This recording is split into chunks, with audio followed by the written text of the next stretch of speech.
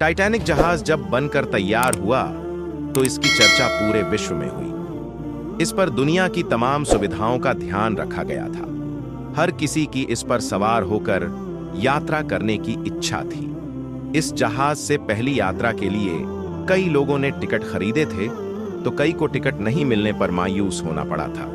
आइए जानते हैं यात्रा के दौरान क्या हुआ था। ब्रिटेन के साउथहैम्पटन से न्यूयॉर्क सिटी के लिए अपनी मनहूस यात्रा पर 10 अप्रैल 1912 को टाइटैनिक सफर पर निकला था और 4 दिनों के बाद 14 अप्रैल 1912 की आधी रात एक आइसबर्ग से टकराकर यह जहाज उत्तरी अटलांटिक महासागर में डूब गया था।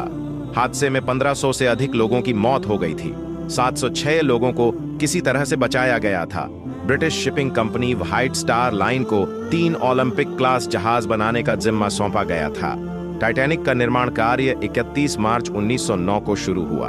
उत्तरी आयरलैंड के बेलफास्ट में स्थित हारलैंड एंड वुल्फ शिपयार्ड में इस जहाज को तैयार किया गया। टाइटैनिक को तैयार करने में उस समय $7.5 मिलियन का खर्च आया। 31 मई 1911 को इस विशालकाय जहाज को लोगों के सामने प्रस्तुत किया गया।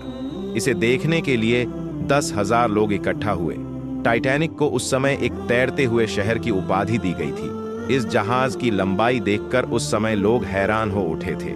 इसमें हर सुख सुविधाओं का ध्यान रखा गया था। टाइटैनिक एक रॉयल मेल शिप भी था, इसलिए जहाज पर 3000 बैग मेल्स भी थे। टाइटैनिक पर बनी फिल्म को कई पुरस्कार मिल चुका है।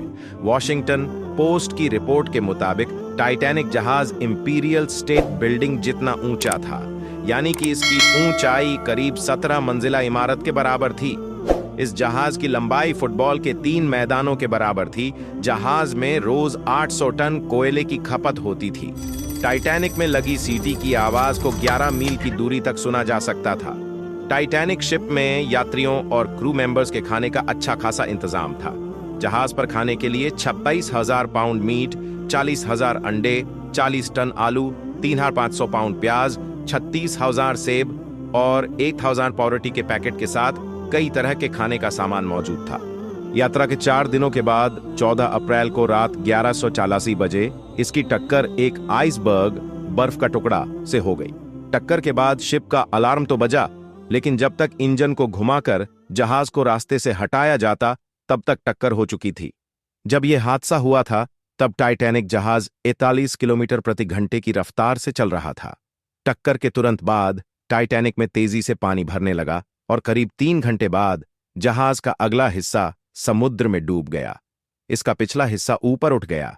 इसके बाद जहाज के 2 टुकड़े हुए और करीब 2 घंटे में यह पूरी तरह से समुद्र में डूब गया।